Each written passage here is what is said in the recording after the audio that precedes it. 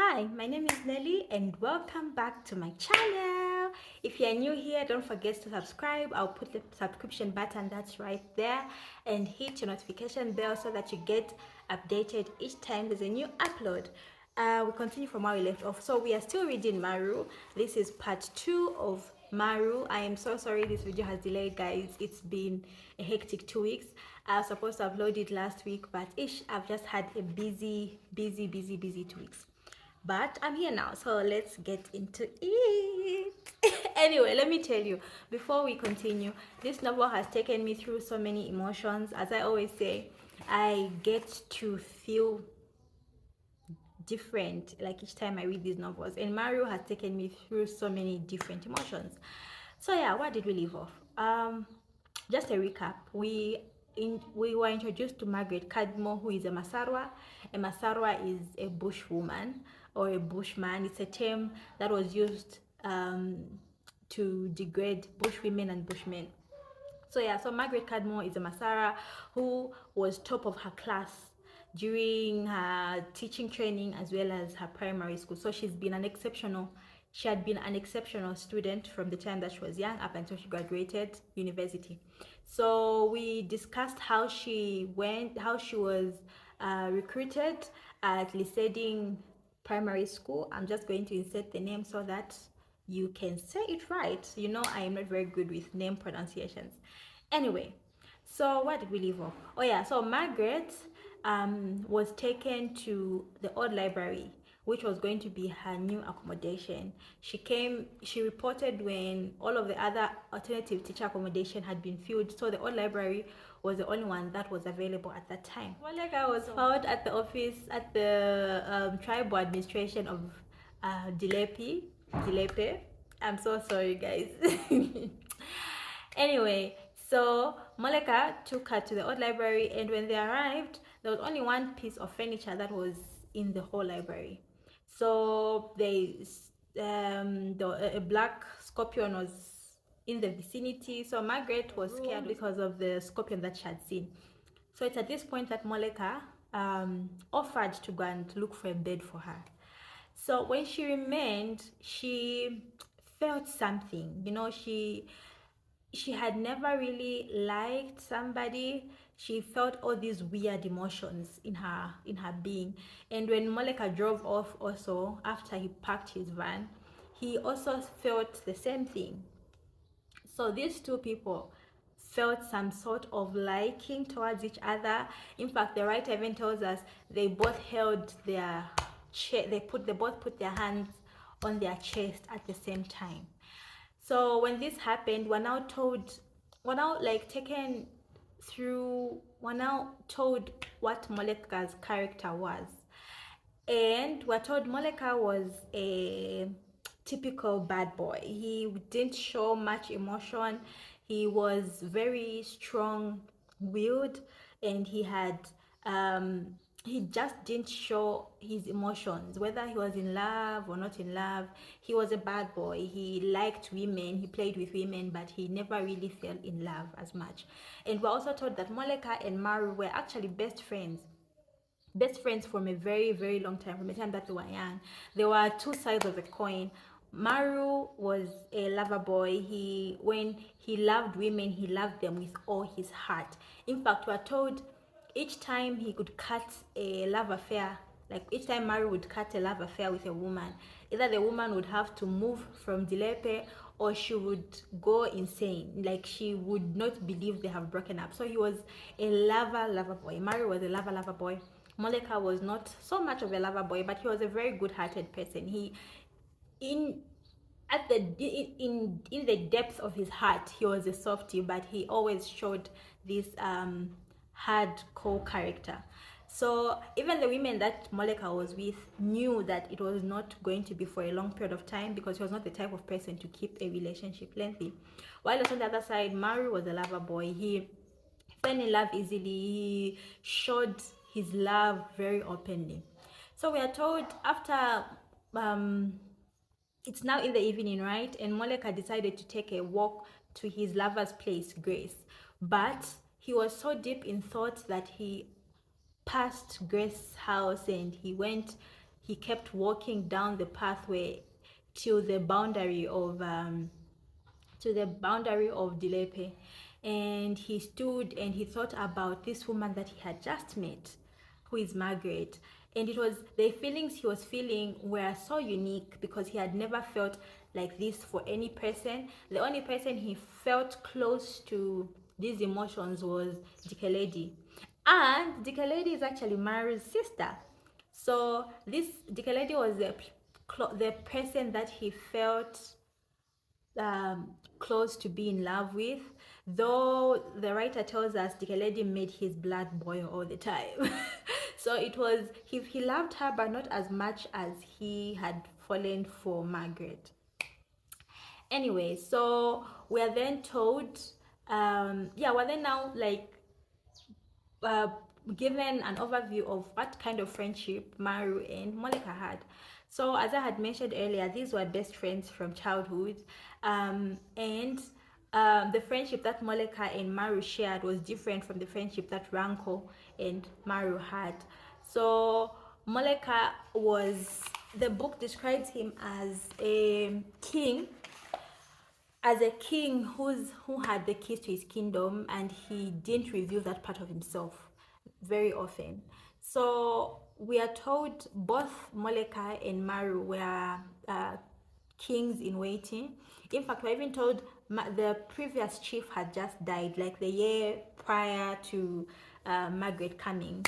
So there was still an opening for who was going to succeed that dead chief. And then we are also told that Maru, Dikeledi, Morafi, Morafi were siblings. Maru and his siblings were known as totems of the village, and this term was used for chiefs or members of royalty, like the chiefs of Dilepe. So anyway, we are told that because Maru drove women insane, the way he was dangerous in his gentleness.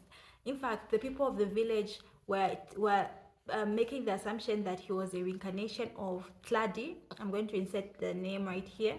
He was a reincarnation of Tladi, who was a I'm just going to read exactly what the book says.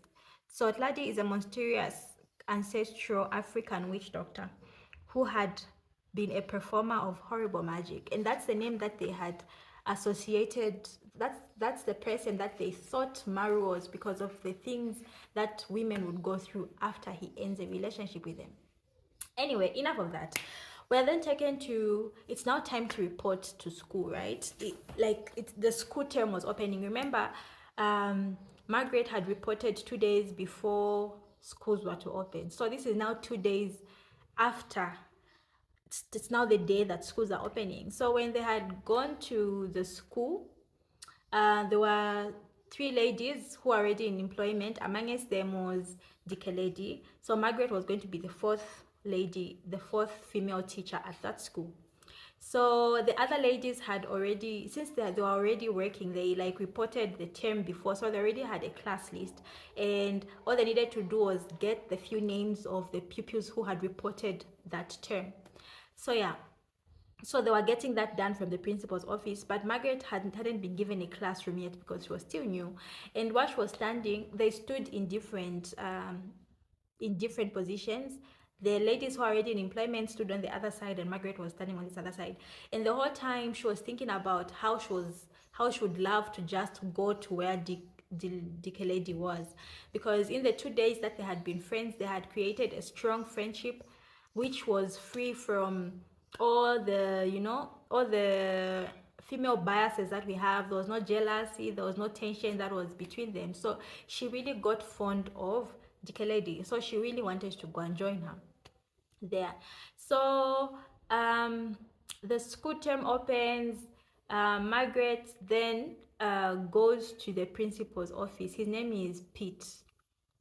Yeah, Pete. That's the name of the principal. Then tells Margaret, I'm going to create another class, a beginner's class, because we already have a beginner's class which is being headed by Dikeledi. And since the beginner's class is a foundation of a child's education, okay, anyway, he emphasizes on how this class was going to be important. So then he asks her, he was very curious. He then asks her, are you colored? Then she goes like, no, I'm a Masarwa. And this took him by surprise. He didn't expect a Masarwa to be a teacher, you know. So anyway, that conversation ends with Pete feeling very betrayed. I don't know why he felt betrayed, but he felt betrayed. He didn't like the fact that she was an exceptional student. He also didn't like the fact that the application forms didn't have a provision of putting what race you were or what tribe you were. It just had a detailed just a detailed form that had qualifications only and the name. So when she was applying for the job, he didn't know that she was going to be a Masara, but her papers were so exceptional that he ended up employing her based on the papers, and I think that's a good thing. But anyway, this really disappointed him when she told him that she was colored. So anyway, Pete then meets the educational supervisor. His name is Seth. Goes to Pete's office, and Pete starts telling him, saying, no, this lady, the new mistress, is actually a Masara. And then Seth is so upset about this. But sorry, I skipped one part. Just a flashback. When we are being told about Maru and Moleka's friendship, Maru was a born leader. I think I mentioned this in part 1. Maru was a born leader, and he had some sort of superpower-ish. He used to get visions and premonitions, so to say. So he had a vision that Moleka and him, their friendship would end because of a woman. And because Moleka never really used to fall much in love, he would fall in love, he would like lead a woman on so much so that he breaks up with them and not feel anything. But then he was very loyal. He was a loyal friend to Maru. So when Maru told him that their friendship was going to end because of a woman, Moleka didn't believe it. He thought Maru was going crazy. Anyway, back to where we were. So Seth and Pete have a lengthy conversation on how it was an abomination for a Masara to be a teacher, and then Pete also emphasizes that I wish application letters used to specify what kind of person we're employing. So they then make a plan. They make a plan on what they were going to do about it. So we are also told, the writer also mentions that Liseding, this school where Margaret and Dikeledi were at, was a good school, and because of the previous term's performance, most parents enrolled their pupils into that school. But when word started spreading around, Seth was very gossipy, so he started spreading the word around that Miss Margaret was a Masara and not colored. So word spread so much in the village. Some parents were feeling uneasy to enroll their children, while other parents didn't mind it because their kids performed really well in the previous term. So there was some sort of division. Other parents didn't mind, other parents minded, but the main problem was Pete. So what did he decide to do? He went and coached a pupil. In fact, we're even told the beginner's class was full of pupils who are between the ages of 10 to 14, because before this age, these kids would head cattle, right? So when they're between the ages of 10 to 14, that's when they'd be allowed to go to class. So even in her class, there was that age range of the pupils. Yeah. So anyway, Pete coached one of them, one boy. He coached him. He told him what to say and when to say it. So this one morning, Margaret is doing her thing. She enters class, And the first thing she sees is a hand raised by this same boy. And this was weird because the week that she taught them, the kids were not very vocal in class. So it was weird for her that this boy raised his hand. So she pointed at him, and then the boy said, "What is a bushy bushy doing here? Like, how can a bushy bushy be a teacher?" And they started mocking her. You know, the same mockery that she used to go through when she was young. Those kids in that class started making that noise. They started singing songs. They started saying all these things I'm going to place on the screen right here and here. So then those commotions, there was so much noise. And when all this was happening, Pete had already written a letter to send to the educational board saying, "Miss Margaret, the pupils don't want Miss Margaret, she's failing to control her class, blah, blah, blah, blah, blah." So I had already drafted up the letter. After coaching this boy, he even wrote a letter that he was going to send. So anyway, Dicky Lady hears the commotion and she rushes to Margaret's class and she manages to stop the noise. You know, she shouts at the kids and then they keep quiet. When all this is happening, Margaret froze in front. She didn't know what to say. She didn't know what to do. Remember, even when she was young, she never knew how to respond to the bullying. So she just froze and stood. Dicky Lady came and made everything go away. So then later they were in the staff room.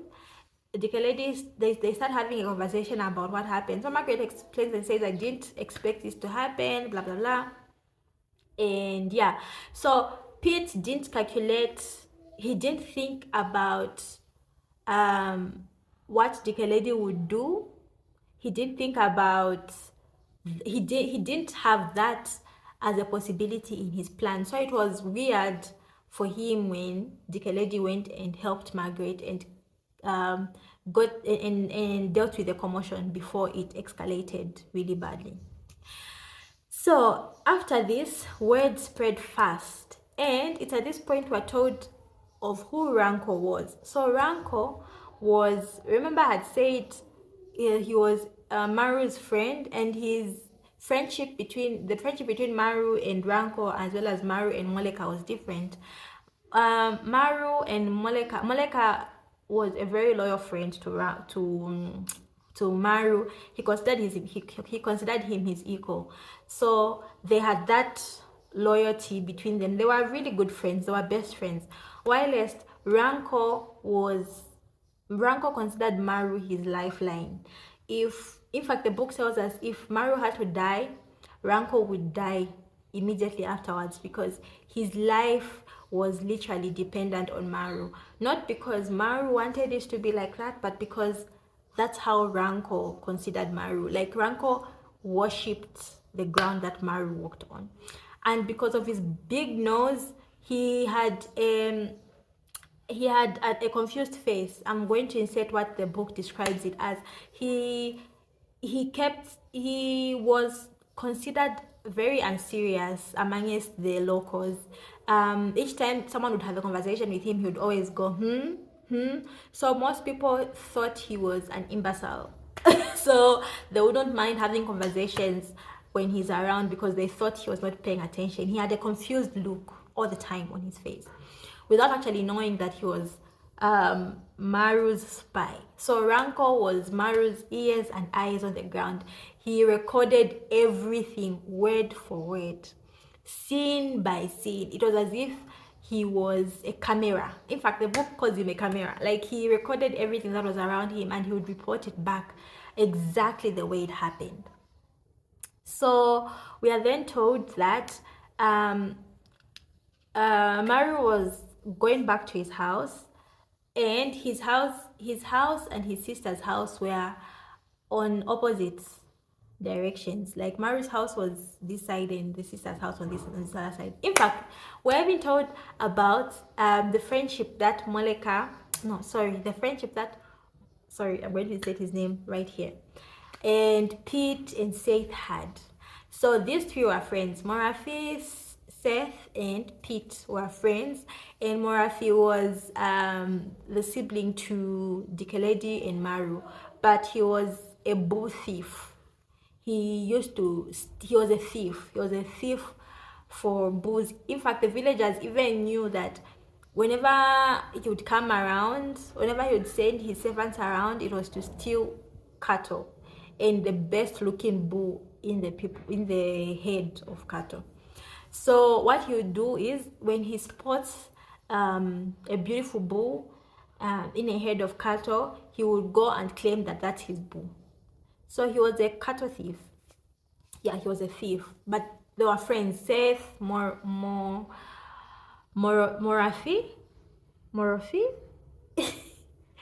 Seth, Morafi, and Pete were friends. So anyway, Jikeledi and Maru's house were directly opposite each other. They would use the same path, and the path would branch off like that. So Maru parked his vehicle, and when he parked his vehicle, when he went back home, he parked his vehicle, and he noticed that his sister was not yet back. And after he arrived, he is met. Rango is there, but before this happens, we are told after all this commotion. I'm so sorry, guys. My mind is all over the place today, but I hope you're getting the gist. When that commotion happened at school, right? When there was that commotion in class, Moleka heard about it first. He heard about it, then he decided to invite Pete over for dinner. He invited Pete over and all his Masara slaves.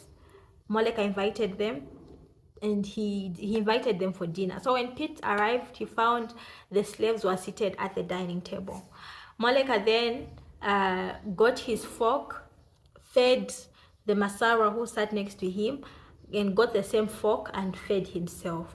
So he basically shared a fork with his Masara slave, and Pete could not handle this scene. He decided to walk out.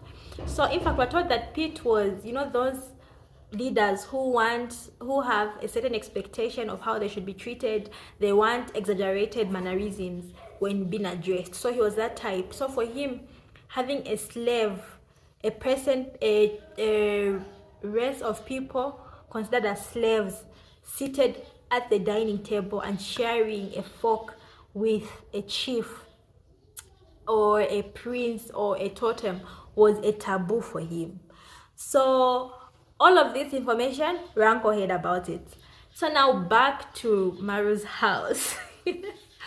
I'm so sorry if it's all over the place, but yeah, back to Maru's house, right? Maru goes back home and it's time for dinner. So Rango is there, and Rango starts taking him through everything that had happened. So he tells him about Margaret. He tells him how she's a Masarwa and how she's brilliant in class. He tells him, in fact, the day that Moleka took her to the library, I saw him drive all the way, and he got for her a bed, a tribal something bed. Should be a bed from one of the associations. He took the bed for her, and Moleka looked so confused. So I followed him to where he had gone. So Rango basically followed Moleka around, but at a distance. So he followed Moleka when Moleka was going for a walk, when he was supposed to go to his girlfriend's place, but he ended up not going there. He went for a walk and whatever. So Rango tells Maru, saying, I think Moleka might be in love with this woman because of the way he behaved afterwards. Then Rango also talks about how Moleka used the same fork to feed a slave as well as feed himself. So then this information kind of confuses Maru. Like, he is now curious to know who this woman is, the one that has made Moleka use the same fork as his slave. So Rango gives Maru detailed information about how Pete was involved in the whole situation. So because remember I had said Rango was considered a very useless, confused human being. People are not afraid to talk in his presence, not knowing that he was the eyes and the ears of Maru. So yeah, so today we're going to end there. We're going to end there. I am going to post the next part on Wednesday. I promise. I pinky promise. Please don't forget to share, comment, and subscribe. I'm so sorry that this video has taken long, guys. It's just been a hectic 2 weeks. But yeah, we're going to continue from where we left off. We're almost done. We've only remained with 30 pages. So yeah, so the last part will have the remaining 30 pages. Bye.